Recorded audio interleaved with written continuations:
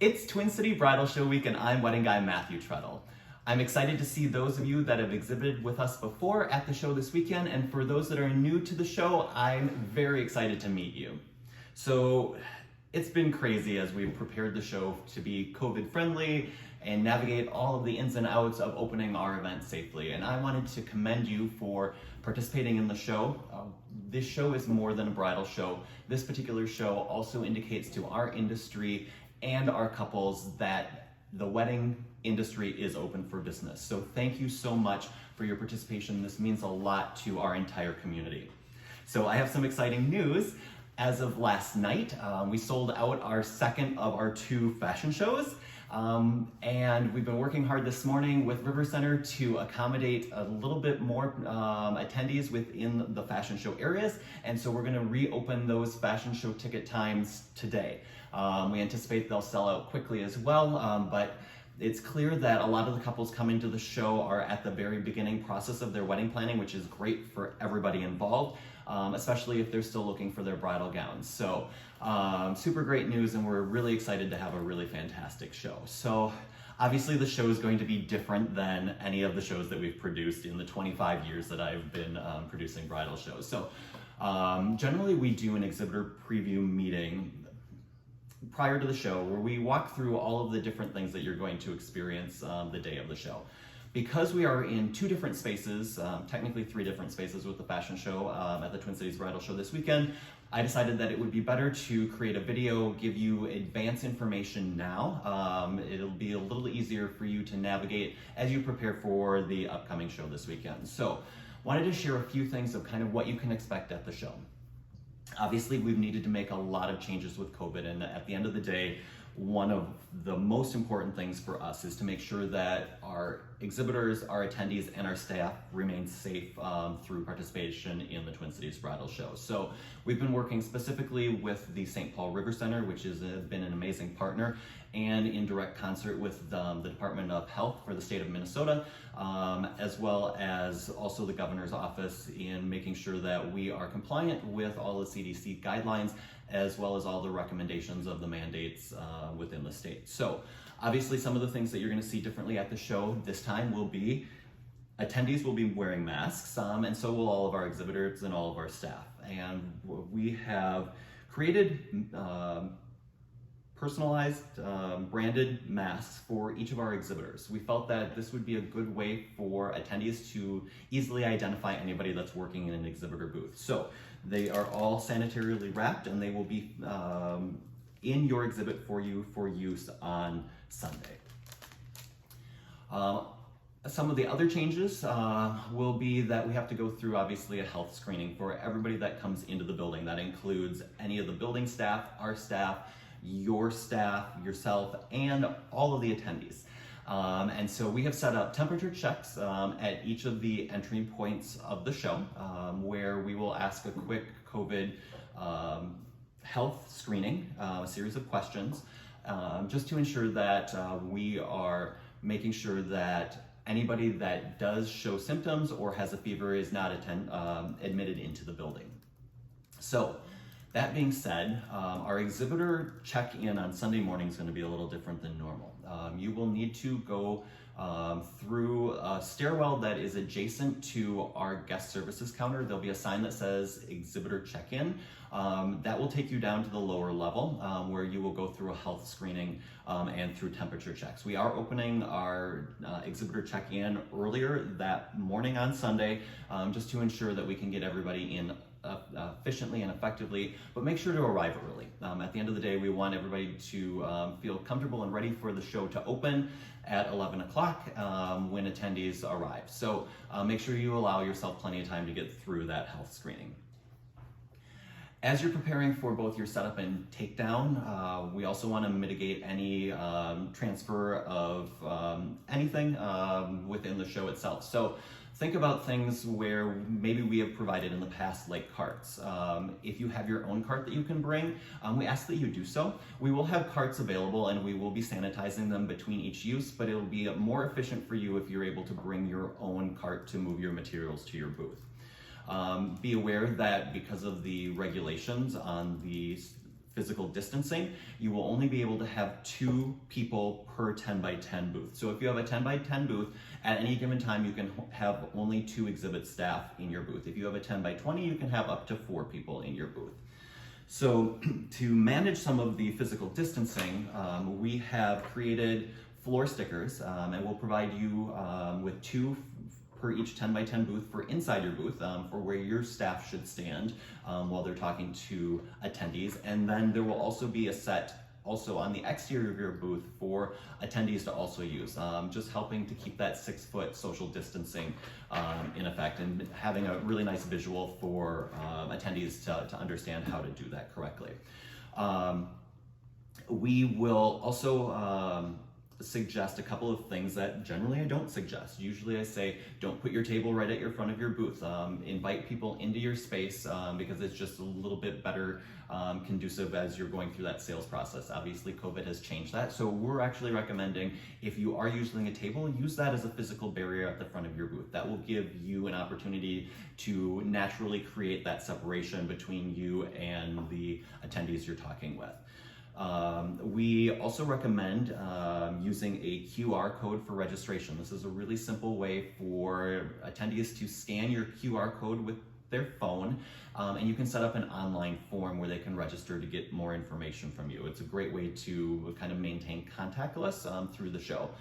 If you don't opt to do something that's digital like that, that does require using a pen, we're suggesting having 2 different cups, one with clean sanitized pens and one with used pens, so that as people are signing up with you, they can grab a sanitized pen. And we're also actually recommending to our attendees to bring their own writing utensils. So that's something we're providing a video similar to this to all of our attendees and giving them some best practices as well.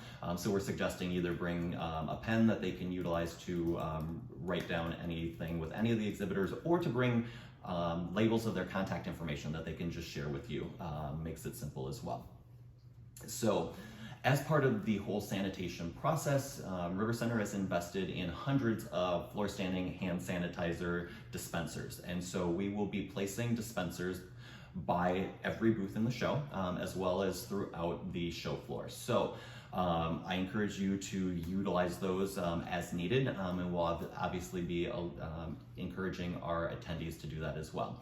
One of the things that you'll also notice throughout the day is we will be making announcements. Some of them are fun and clever, but just helping people to remember to practice social distancing, to make sure that they are sanitizing their hands and just taking any precautions as we all kind of cope with the reality of COVID-19. So, thinking about hand sanitizers and sanitation materials, we will make sure that everything throughout the show is sanitized, with the exception of any of your specific booth equipment. So we ask that you bring wipes or spray sanitizer to sanitize anything that you have that would be frequently touched in your exhibit, so that we can mitigate any danger there. As a whole, we've invested a lot of time and energy in creating an entirely touchless experience from the guest attendee standpoint. So on-site, some of the changes that you'll see this time is that we will not have on-site ticket sales. All attendees are required to purchase tickets either in advance, or if they show up on site without a ticket, they can order their tickets directly on their mobile device. We will have QR codes for them to scan, which will allow them to order tickets the day of the event if they show up to the event without a ticket. We are also making a couple of changes. We have printed programs, but in addition to that, we also have QR codes that will allow attendees that feel uncomfortable with taking a physical program to actually download and utilize a digital version of our program. And we're also instituting that with our fashion show. And the great opportunity with that is we can incorporate a lot more information in that fashion show program. So we're excited to be able to include photos and more descriptions into the fashion show program, which is something that we haven't done previously. So seems that even with all the challenges that COVID presents, we're able to actually heighten our overall level of experience at the show for our couples, and we're really excited by that. So Some of the few other changes that you're going to see is that our concessions is closed and there is not food sampling that will be done physically on the show floor. We've worked with the Minnesota Department of Health and they've allowed us the opportunity to provide samples as a takeaway experience. So as couples leave the show, they will take samples from our bakery and catering exhibitors, and then they can consume them off-site. Our rationale there is we want to make sure that people maintain their masks on at all times during the show.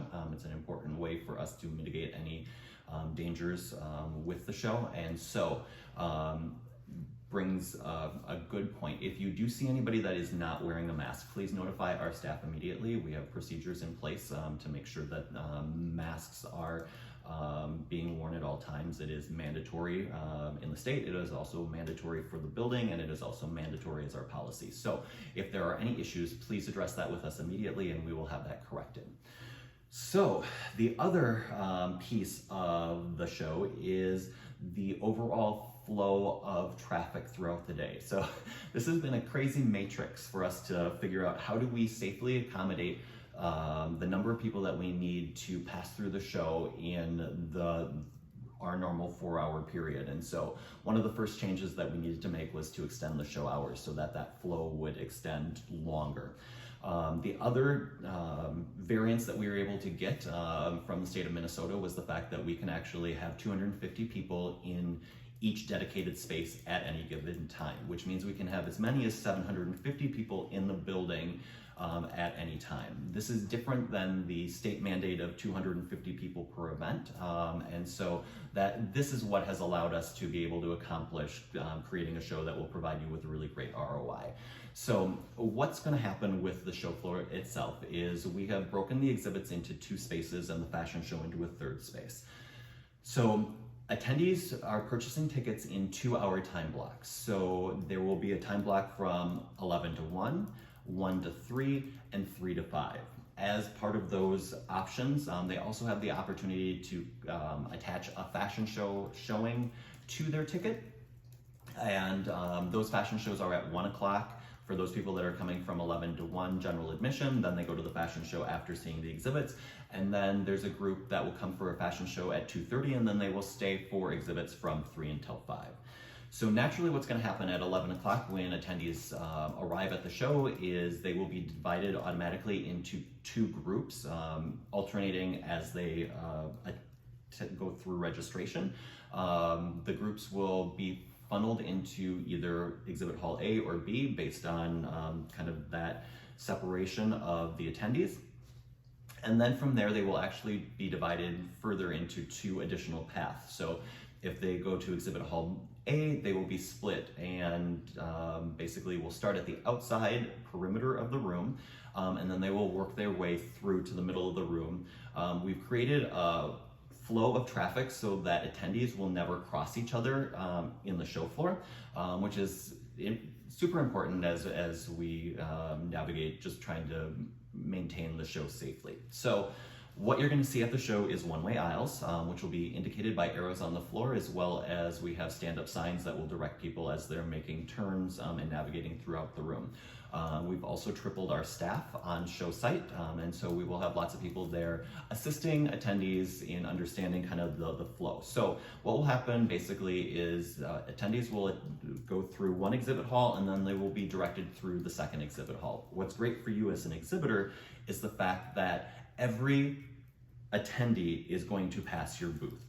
Unlike our other shows where traffic is organic, this is going to be a forced style of navigating through the show, so that we make sure that we are adhering to our one-way aisles and making sure that everybody is safely navigating through the show. That being said, because there are 3 different times that groups will be coming in, your traffic flow is going to be really unique and different than what you've seen before, and also because people will be moving from room to room. So generally, if you're on the outside of the room, you'll initially see that flow of traffic immediately as soon as each of the new times starts. So either at 11, 1, or 3 o'clock. And then those people will filter past you and they'll get to the people in the center of the room. Group A, which got divided to go to the left, and Group B, which got divided to go to the right, they will actually be your next group that comes through. And then there will be a lull as we wait for the group to migrate from the other exhibit hall. So the show is going to ebb and flow throughout the day, but what's really great with having these specific time slots is the fact that you will have that ebb and flow from the beginning of the event to the end of the event. So you should have pretty much traffic traveling past your booth the majority of the day, with little lulls in between the time that it takes for people to navigate from one exhibit hall to the other.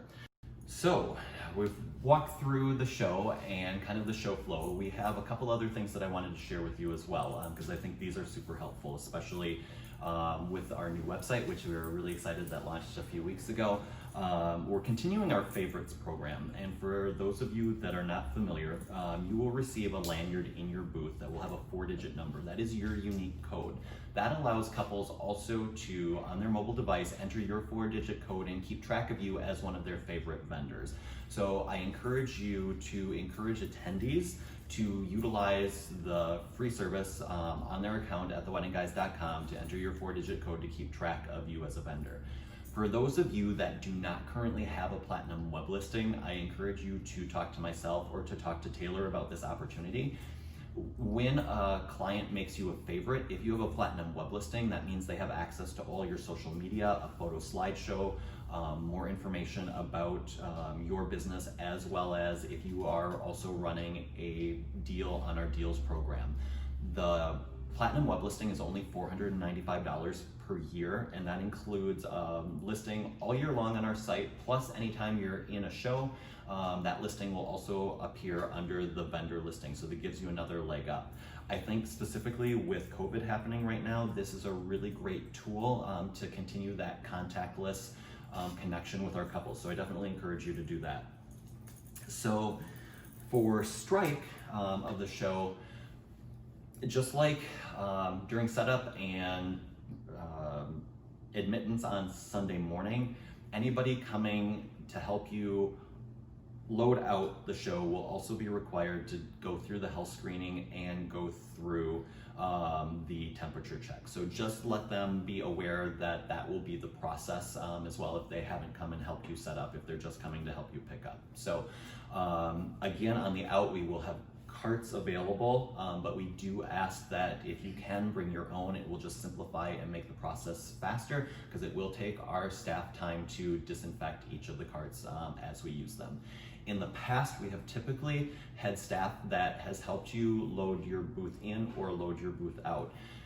To be able to manage our physical distancing and kind of the parameters around kind of a safe experience for you and our staff, we will be checking out carts this time. If for some reason you do need help or assistance with something, getting it to or from your booth, please let us know and we will address those on an individual basis and we'll definitely get you help.